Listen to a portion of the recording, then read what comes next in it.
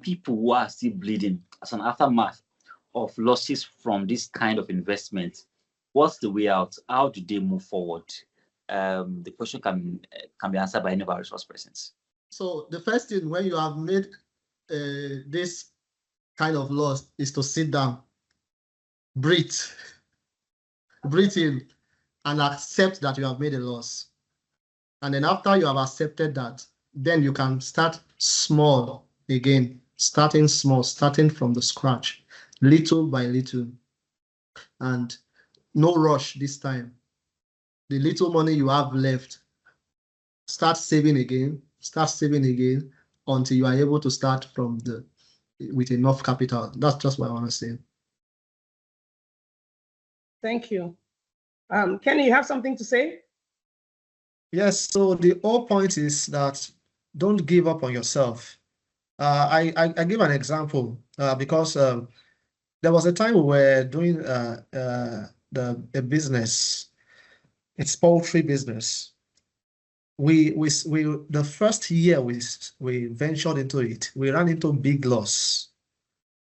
But we ran into loss. But one thing about doing business and financial it's not about giving up. It's like Pastor Noah was saying, there's a book that was written by John Maxwell. It said failing forward. Failing forward. And when I read that book, I understood that failure is part of the process to success. So when you suffer a big loss like that, you take time to relax. Okay, accept that I have lost. Okay, no problem. It doesn't mean I'm a fool.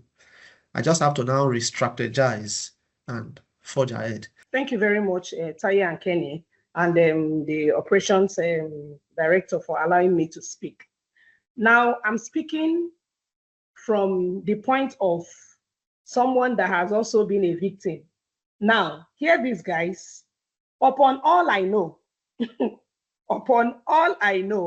I have been scammed many times over. And that's why I was very happy when Taye and Kenny was like, look, don't beat yourself too much. Don't bother yourself with how could this happen to me? It has happened to me.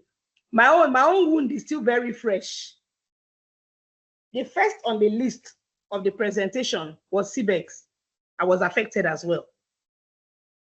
I was affected.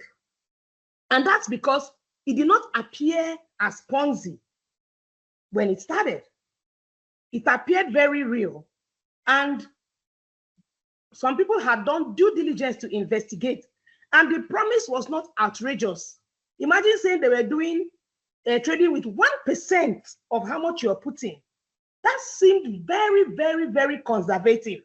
Yet it was scam. Moving on from there, when scam has happened, let me tell you what I did. When the question is, how do you move on from there? I first of all went to God. I'm like, God, I'm sorry. I have let you down. 2, I came to terms with the fact that, okay, this has happened. Accept it. Because when you accept it, you are able to strategize yourself to move forward. You cannot keep bleeding. You cannot keep nursing the wound. Accept that it has happened. Learn your lessons from it, but you will not stop living because this has happened. We need to move on. Learn how not to fall victim to this again, but we learn it's like school fees we are paying. Our losses are part of our school fees that we are paying for the knowledge, the financial knowledge and education that we need to get to strategize better. So, first of all, accept it, acknowledge whatever it is that you think you have done wrong, and then move on from there and make smarter and wiser choices. You see this element of time. Checking the company history and what they have done is very critical. If it's a scheme that just comes and says 2 days, 3 days, 1 month ago, but when you want to now make investments, see companies that have 50 years, 100 years track record of consistent report of results, and then those that are licensed. But guys, let us let go of the pain. Let us let go, even as we believe that if by stroke of miracle, God helps us to recover our loss, we are thankful. But we need to just separate ourselves from that loss and move on, and not let the loss cripple us from making any decision that will benefit us in life. That's what I thought to add to it. Thank you. For me, we should also look at these things with the right perspective. Money is like a game. Chelsea won Champions League, right? I think I don't know which one, but they won. I mean, I'm very naive. What I'm just saying here is that it's called money World is Club. a- The World Club. They won the World Club, right? Championship. But they've been having Yes. repeated, I mean, they are still Chelsea fans, but they keep having losses. They've been losing in short at a time. Some fans left Chelsea. So when you see this thing like a game. Don't take it personal. If Chelsea loses tomorrow, it will win in 7 years' time.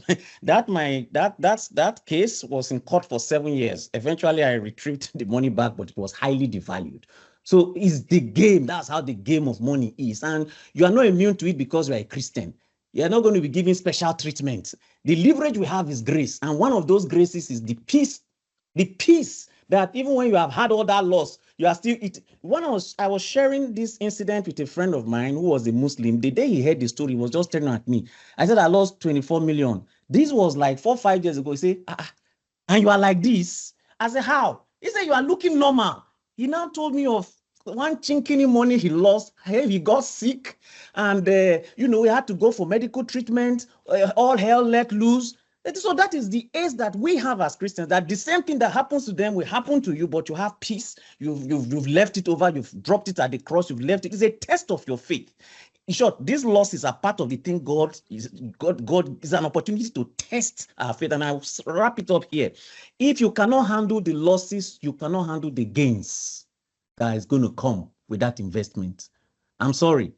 If you think you can, if you can't handle the losses, I'm not very sure. And I might not be right. I'm not very sure if you can handle the gains that will come with it. Whether it's stab or a tap, the child of God should remain constant. Whether there's 10 million in your account or there is 0 in your account, there should be no difference.